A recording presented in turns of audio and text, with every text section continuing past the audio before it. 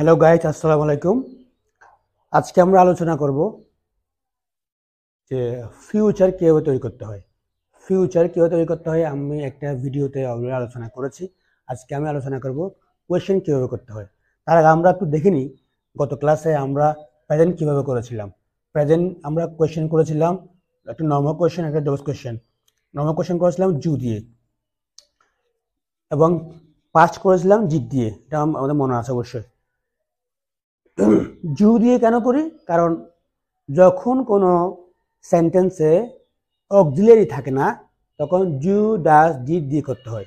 আমাদের এই সেন্টেন্সে কোনো অক্সিলারি নাই, এখানে কোনো অক্সিলারি ভার্ব নেই। অক্সিলারি ভার্ব নিয়ে আমি একদিন আলোচনা করব, অলরেডি করেছি। এম ইজ আর এগুলো হচ্ছে অক্সিলারি। ওয়াজ ওয়ার ডিটেলস আরও অনেক আছে, এগুলো পরে আলোচনা করব। আপাতত এম ইজ আর নিয়ে একটা আলোচনা করেছিলাম, সুতরাং আমরা বুঝে নিচ্ছি যে am is are was were এগুলো হচ্ছে যে অক্সিলারি ভার্ব। যদি সেন্টেন্সে যখন কোনো অক্সিলারি ভার্ব থাকবে না, এরকম কোনো am is are was were এভাবে অসংখ্য এক্সট্রা এক কথায় মানে মেইন ভার্ব যেগুলো আছে, যে আপনার প্রেজেন্ট এবং পাস্ট এই দুটা ভার্ব ছাড়া অন্য কোনো ভার্বের সাথে যদি অন্য কোনো কিছু যুক্ত হয় তার আগে, ভার্বের আগে, ওগুলো হচ্ছে অক্সিলারি। যদি কোনো অক্সিলারি না থাকে, ওইটার জন্য আমরা প্রেজেন্ট ইউজ করি, ডু অথবা ডাজ দিয়ে কোয়েশ্চেন করি। আমরা ডু দিয়ে করেছিলাম। আর যদি পাস্ট হয়, পাস্টের জন্য আমরা ইউজ করি ডিড দিয়ে কোয়েশ্চেন করি। তো ফিউচারের জন্য কি করব? ফিউচার আমরা নর্মাল বাক্য কিভাবে তৈরি করি? I will look at the bird. অর্থাৎ হচ্ছে আমি পাখির দিকে তাকাবো। এটা হচ্ছে কি, আমি পাখির দিকে তাকাই, এটা হচ্ছে পাখির দিকে তাকাবো। ফিউচার যখন করি তখন আমরা কি বলি? উইল যোগ করি। এটা আলোচনা করেছিলাম একটা ক্লাসে। উইল যোগ করি। তো উইল যখন যুক্ত করি, তাহলে কোথায় যুক্ত করলাম? ওই যে ভার্বের আগে, প্রেজেন্ট ভার্বের আগে উইল যুক্ত করলে ফিউচার হয়ে যায়। কোয়েশ্চেন করলে আমাদের এখানে অতিরিক্ত জু এবং ডিড যেরকম লাগতো এরকম লাগবে না, কারণ এখানে অক্সিলারি আছে। এম ইজ আর যেরকম অক্সিলারি, ওয়াজ যেরকম অক্সিলারি।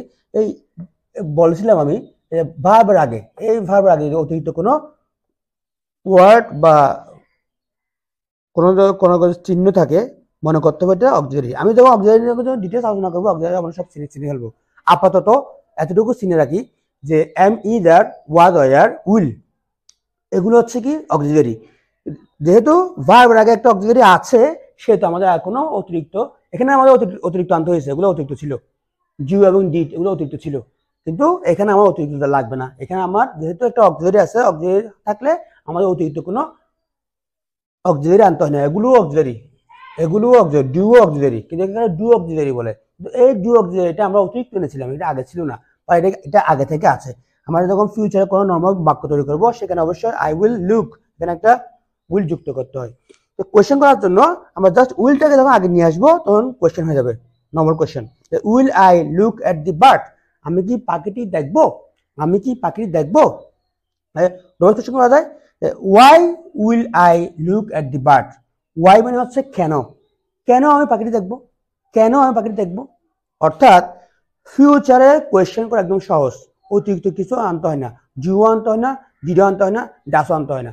শুধুমাত্র যে অবজেক্টটা আছে ওটা আগে যুক্ত করলে হয়ে যায়। তাহলে কিভাবে করবো? তাহলে যে উইল যেটা আছে ওইটাকে আমরা আগে নিয়ে আসবো, এবং ডবল কোয়েশ্চেন করার জন্য আমরা উইলটা আগে নিয়ে আসবো এবং তার আগে ডবল কোয়েশ্চেন যোগ করবো। তাহলে আমরা আজকে শিখে ফেললাম কিভাবে ফিউচার করতে হয়।